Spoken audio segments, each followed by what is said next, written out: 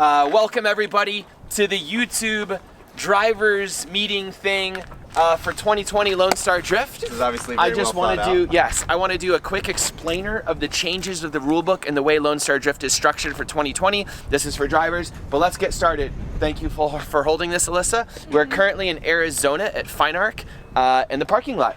So, first of all, the changes for Lone Star Drift for 2020 are really good, I think, and I will show you why. First of all, think of the Lone Star Drift series is the same as ever. It is the class of the basically unlimited Lone Star Drift cars. So what we were calling Pro-Am before, right? It's just, yeah, the same thing as it ever has been.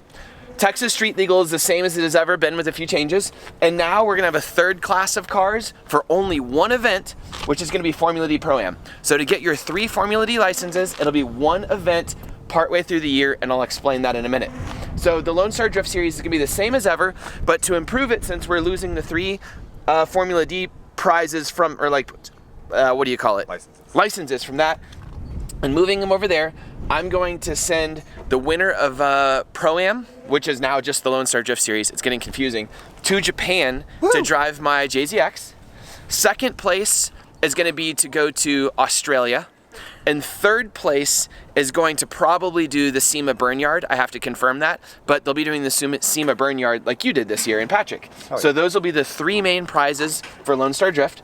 We'll have all of our old prizes where each sponsor throws in some type of product or something like that that you win each round, which is the same as ever. So actually Lone Star Drift series, instead of winning a Formula D license, you win a huge prize of going out of country or going to SEMA. So the prize pool for Lone Star Drift series has increased dramatically, which is really exciting.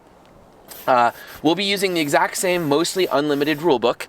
However, you will have to do our normal safety and all that stuff. You can find that on our website. And then the other changes, we'll be using 300 treadwear tires for the rear only.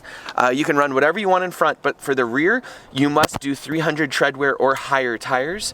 That does get you still into your like Velino Grivas, your Kenda KR20s, and basically everything's getting better, which is a good thing to focus on. I'm super excited about that. I think it's gonna make Lone Star Drift even more competitive and more exciting. Do you agree? Yeah, I didn't know that we were doing this. I love this rule, and now, so honestly, 30 seconds ago, I was not going to compete in the Lone Star Drift series, but now I am, 100%. Okay.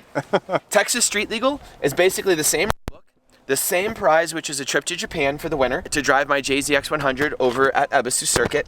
We're lowering the requirements for interior. You just need about 50% now, which is basically a dash and just a few pieces, which means in a 350Z you could be missing all the plastics in the back and stuff. We're not too worried about it. We're lowering that threshold, and you're still on a 300 treadwear tire in the back. I need to update that too. I lost my Sharpie. It's right there. You're welcome.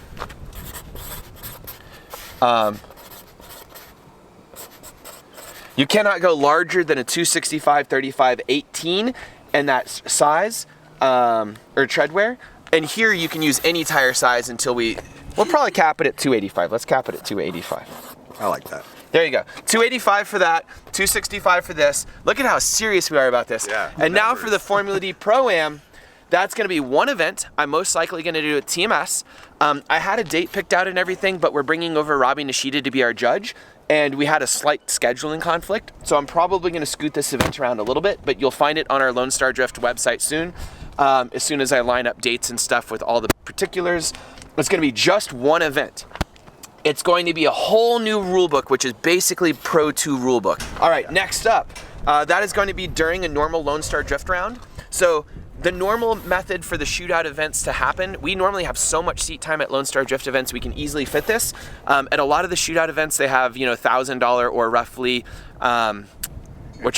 entry fees. I want to do a lower entry fee, and because the event is going to be somewhat subsidized by the normal series, we're going to put up a very large cash prize, probably at least $10,000 for this round, as long as we get over a number of drivers. I'll have to have some type of metric, so if 2 dudes sign up, we're not giving them $10,000. I'm not quite sure how we're going to do that. but it'll probably be like 40 piece people, no more, hard cutoff at 40 or maybe like 32. I don't know. I'll figure that out. And then probably a $10,000 cash prize for that. Question.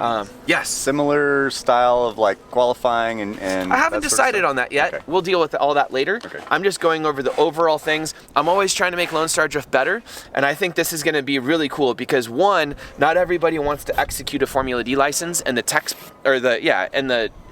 rulebook is getting very hard, and we don't need the cars to be that fast, to be that aggressive.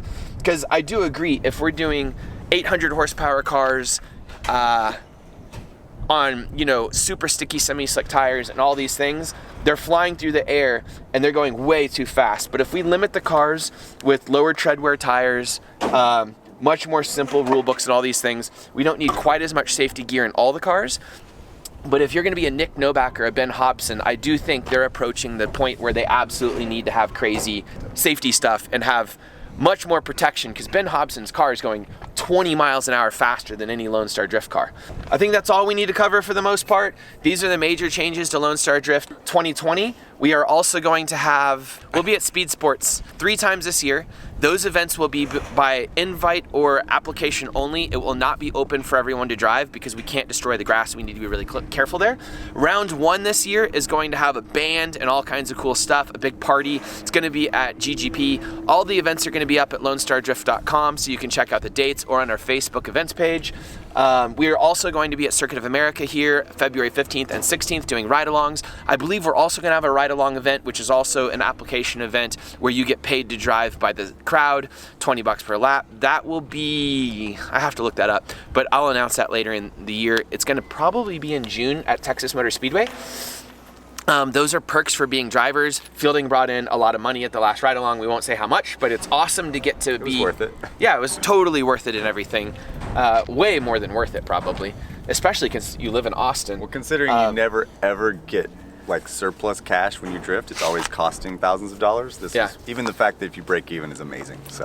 So if you need to ask any questions, please ask them in the comments of the YouTube page. I will get to as many as possible. If you want to see our rule books, the website went down recently, right before Drift Week, like a day or two. I rebuilt it partially and put up like a bare bones rule book so you can look at it. That is over on LoneStarDrift.com. There should be like a Pro-Am and a Texas Street Legal link. There will soon be a Formula D Pro-Am link for the rule book. They haven't Formula D hasn't completely released that rule book yet. They're still revising it, but we told you most of the stuff that's in there. It's basically full Pro 2 rules, so be aware of that.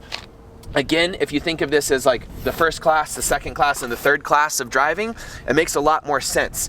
And it shows you that the Lone Star Drift has simply lost the Pro-Am name, and we have moved the Pro-Am name over to our third class, which is just one event. I think that's it. Thank you so much for watching. I hope to see you this year in 2020. Thank you, Alyssa. Oh, God. Oh, God. Bye, Sai. Goodbye, everybody. Bye. Bye. See y'all at round 1.